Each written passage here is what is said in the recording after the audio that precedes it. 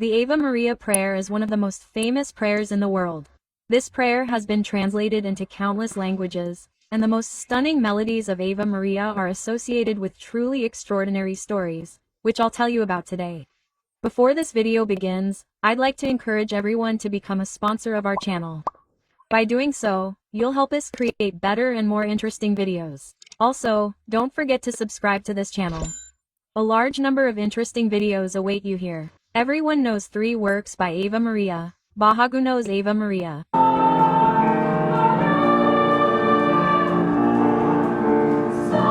Schubert's Ave Maria.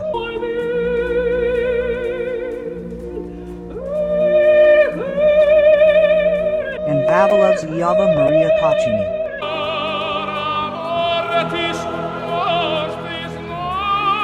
We'll begin with Bahaguno's Ave Maria. One of Paha's most famous and fundamental works is the two-volume Well-Tempered Clavier.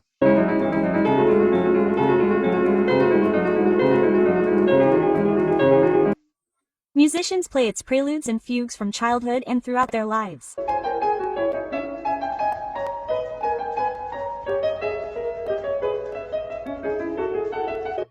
The very first prelude, which opens the entire cycle, sounds like a very simple tune, but this is not the case.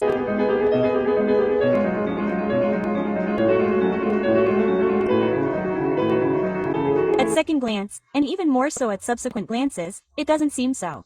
This prelude is simply captivating.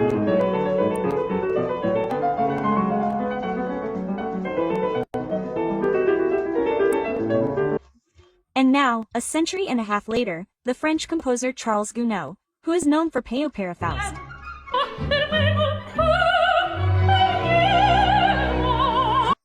and his men die for metal.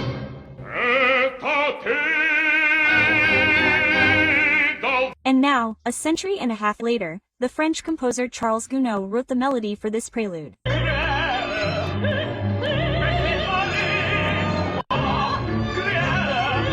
He simply imposed Bach's musical fabric on his melody.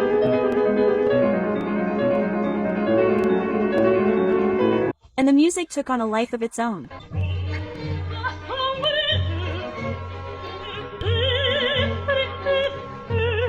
Now this composition is one of the most popular in the world.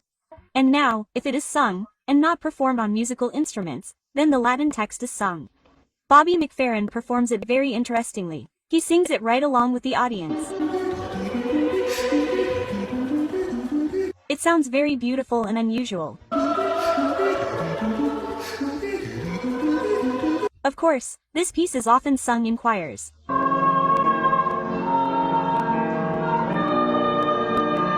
When a choir sings this piece, your heart simply stops and freezes. And you understand how beautiful the music is and how beautiful the human voice is.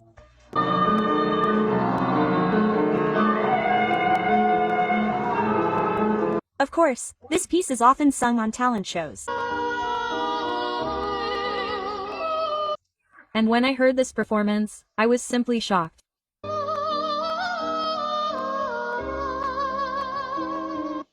Listen to how incredibly beautiful it sounds.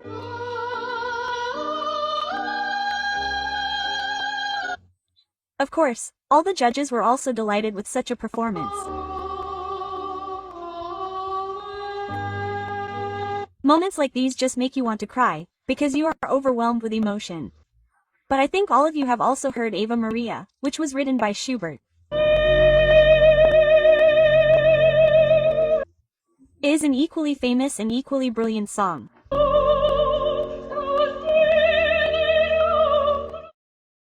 But the most interesting thing is that this composition has nothing to do with prayer at all. Initially, this song was called Ellen's Third Song, and Schubert wrote it to a text by Walter Scott.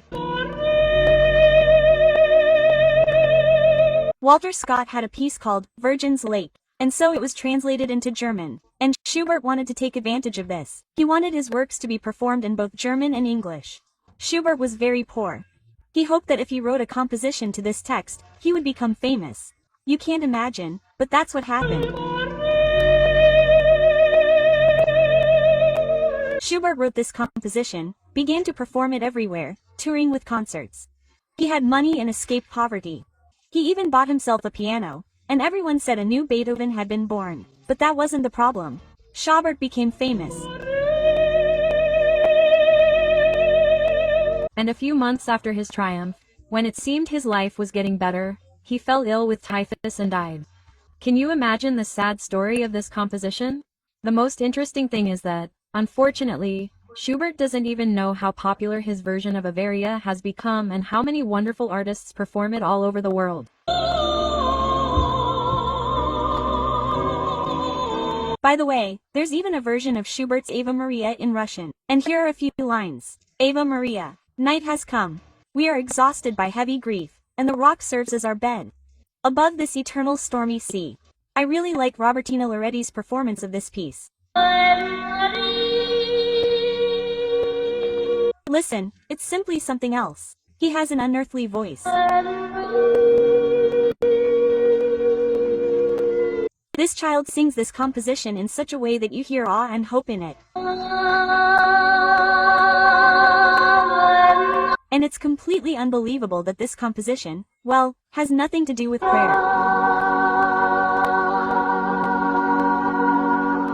As Roberto Loreti sings, truly, such voices are found once in a century. Also interesting, Dima Bellin also performed this composition.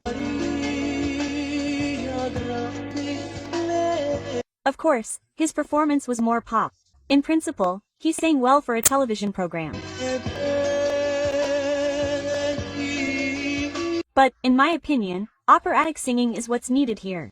And Bellin's singing is not quite appropriate here. Do you agree with me or not? Please write in the comments whether you like the way Dima Bellin performed this composition or not.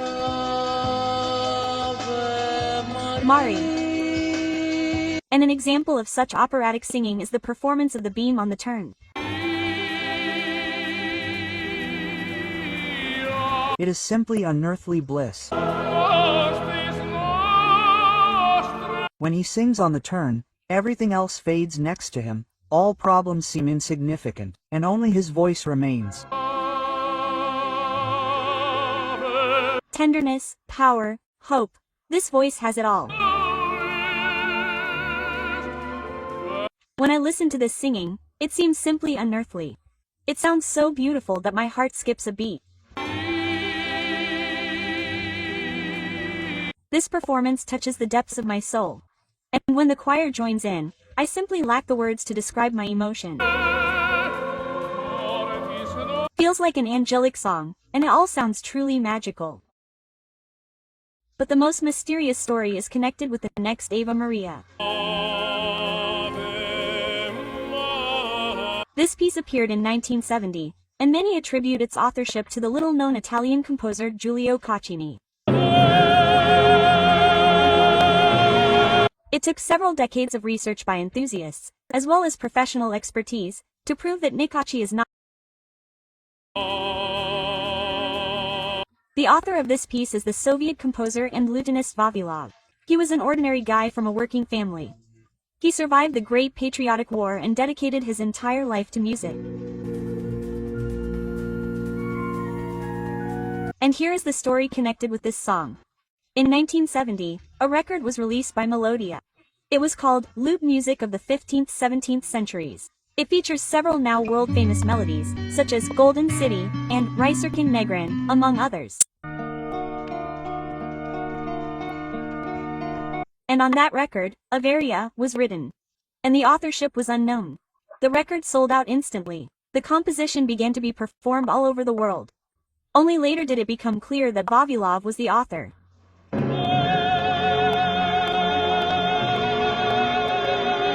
Of course, Vavilov had his reasons for not giving credit. Just imagine. In the 1960s, Vavilov released a composition written as a prayer for what would happen to him. That's precisely why Vavilov concealed his authorship. Unfortunately, Vavilov never knew that his work had become world famous. This Vavilov composition is performed by Andrea Bocelli. He sings it so heartfeltly and touchingly that it takes your heart by storm. What a voice he has! He truly has a God-given talent. He has wonderful vocal abilities, a beautiful timbre, and the way he sings it all.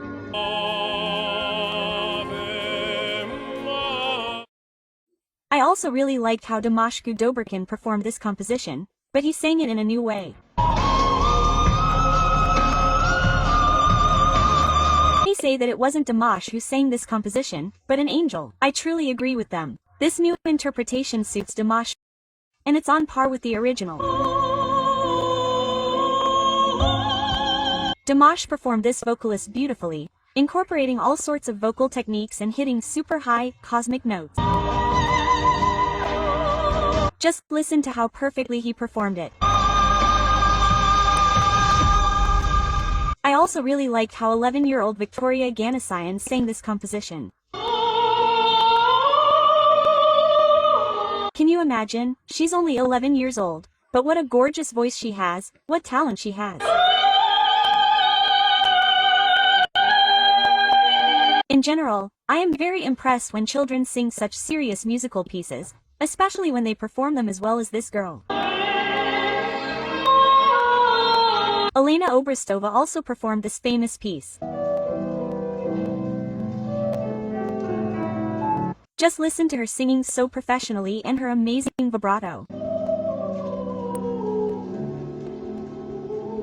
These are 3 completely different Ave Marias, but each one is beautiful in its own right. Please tell me in the comments which Avaria you like best and why. Also, tell me in the comments which Avaria performance you liked best and why. I'd love to hear your opinions. These are the stories behind Avaria's composition. I hope you enjoyed this video. Don't forget to like, comment, and subscribe to this channel.